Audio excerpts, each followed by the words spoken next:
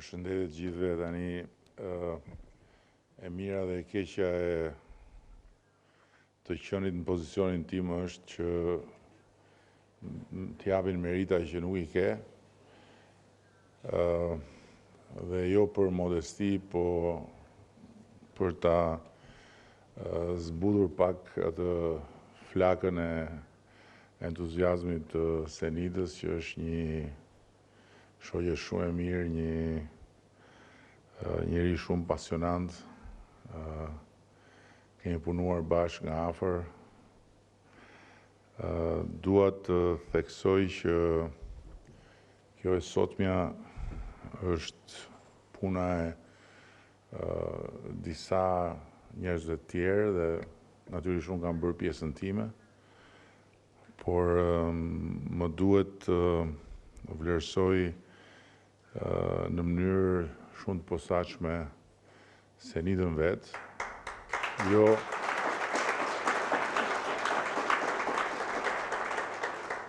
për t'i kthyer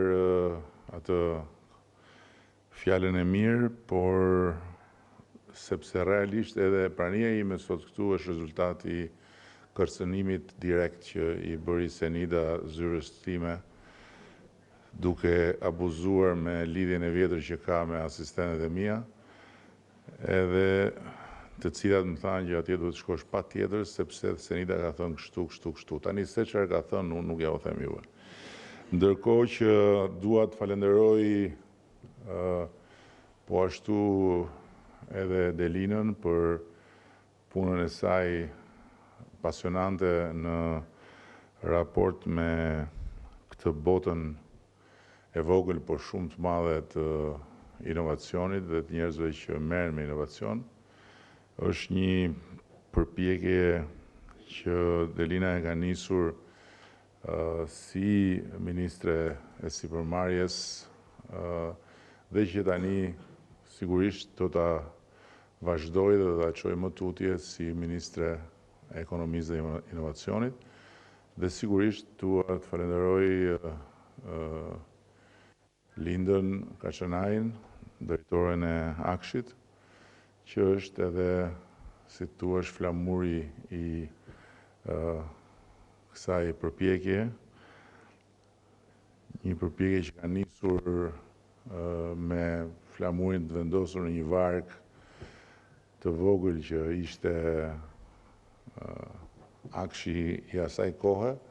dhe që tani është bërë një anije e cila vërtet na nderon, por edhe na motivon dhe na frymëzon, pasi shohim se sa shumë mund të bëjmë akoma. Nuk dua t'ju lodh me një fjalë të gjatë, as do të marr kohën tuaj për t'ju treguar se sa shumë suksese kemi arritur duke lexuar gjithë të fjalimin që kam këtu, por dua t'ju them që ne kemi rënë dakord brenda nesh të çojmë përpara procesin duke hapur dyert e qeverisë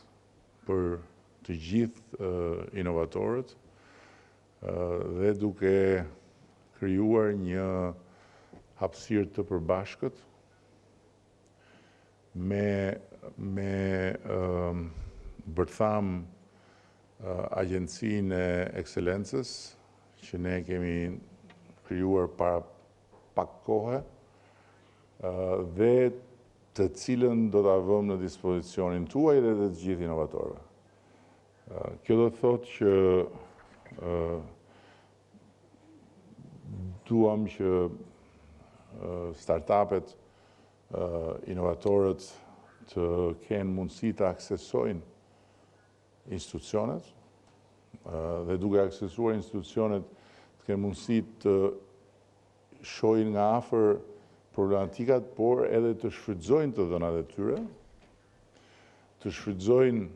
statistikat e tyre, të shfrytëzojnë të gjitha të brumë që pastaj është baza e zgjidhjeve përmes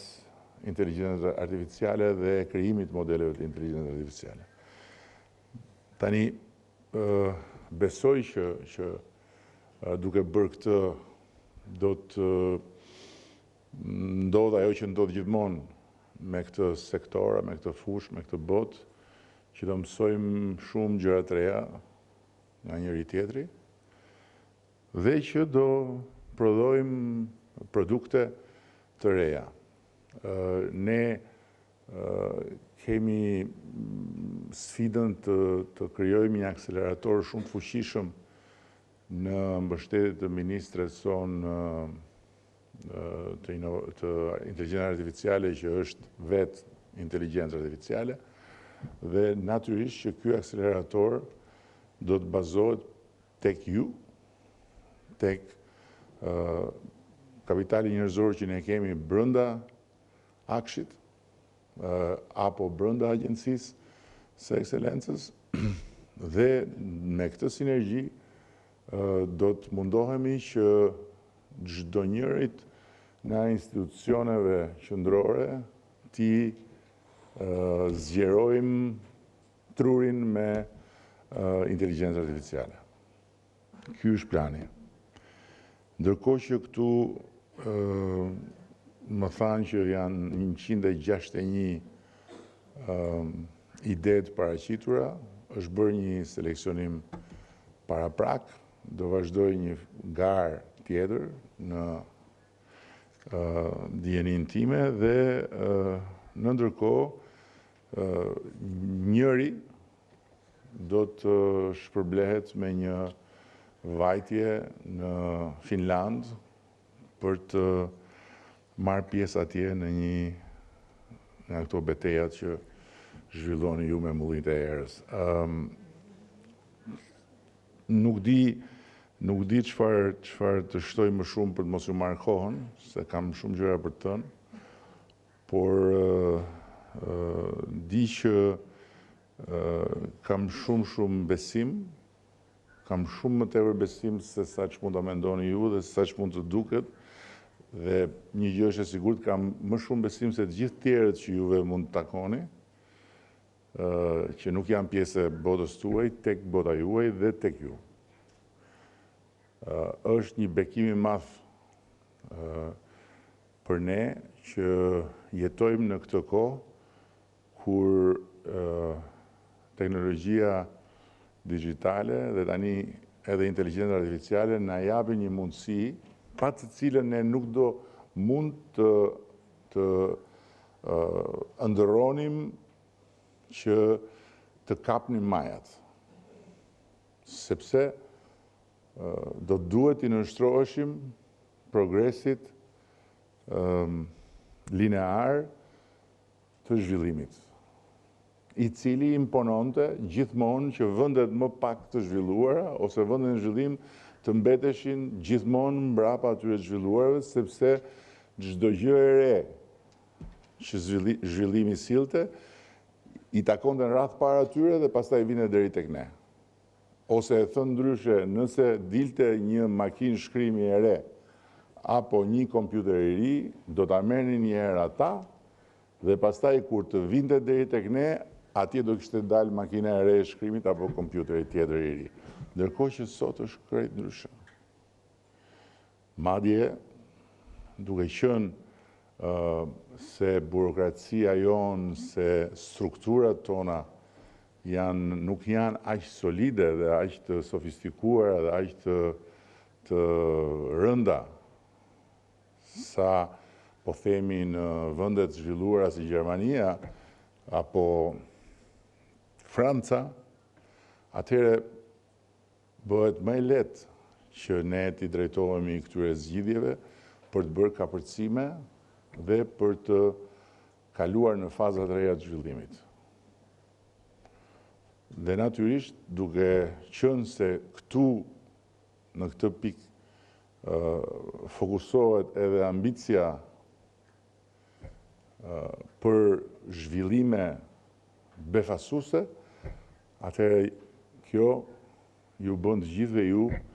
jashtëzakonisht të rëndësishëm. Jashtëzakonisht të rëndësishëm, një kapital strategjik njerëzor për vendin tonë. Ju falenderoj shumë për të gjithë përpjekjen që keni bërë deri më tani dhe besoj që jo vetëm nuk do t'ju mungoj vëmendja, por ne nuk do të kursejmë mbështetjen për të gjithë inovatorët me të gjitha mundësitë që kemi. Dhe ndërkohë